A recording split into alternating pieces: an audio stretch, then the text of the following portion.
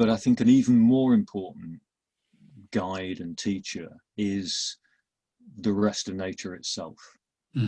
So to a young guy, I would say, if you get the chance to spend some time in nature, take it.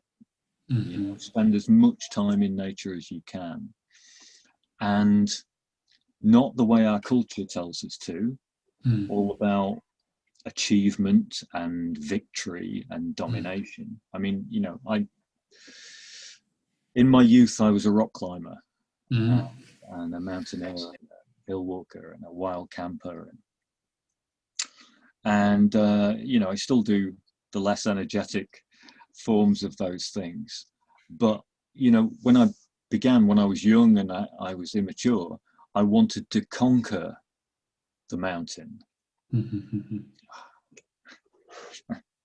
I can now laugh. I have to laugh at that now because it's so foolish. But the mountains near here, the ones whose embrace I live in now, are 444 million years old. So the idea that I could in any way conquer them is ridiculous. But when I was 18, 20, I thought, if I get to the top, I've overcome you. Yeah.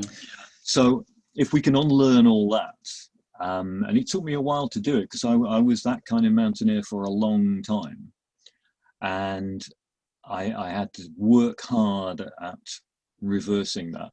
So what I started to do was, instead of following the well-worn path to the top, I'd start allowing myself to be seduced by interesting little side valleys going off that nobody else went to, and going and hanging out there on my own and spending time just sitting on a rock, being there, instead of striding past, got to get to the summit faster than anybody else, I started wasting time in nature.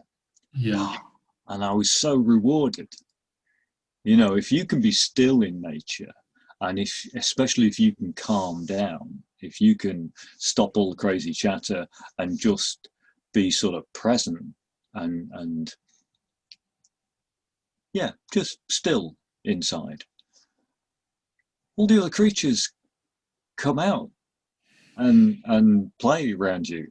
The number of encounters I've had with wild creatures, if I can do that, if I can be still, if I can waste time out there. So that's really my practice now, and I just really encourage young men to try and experience that, to experiment with that. I mean, sure, go rock climbing, give it everything you've got, because that's great. That's part of the lover archetype, to what can this body do? Oh, wow, I can hang from this for 10 minutes, I can hold myself up this thing, even though it's more than vertical. Yeah, that's great. That's fabulous as far as it goes. But also, occasionally stop and go, look at the lichen growing on that ledge. Wow, how long did that take to grow from, because this is just barren rock. And somehow, and actually now I look really closely, these days I have to put my reading glasses on, but when I look really closely, there's a whole community going on in there. There's 12 different kinds of lichen, and they're all, and who went first? Who was the pioneer and secured this ground and made it habitable for others? And then, they've kind of arrived later and built on it, like a silver birch is always the pioneer tree to establish a possible future forest. And then, maybe the beech will come in later, and oak and ash. There's always somebody who goes first.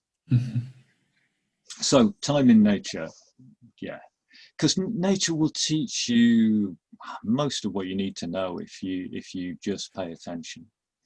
Nature will teach you those foundational lessons, like you're not that important. You're not this big deal. Actually get some perspective. You're this big and you're gone in a heartbeat. The mountain has been there for 400 million years.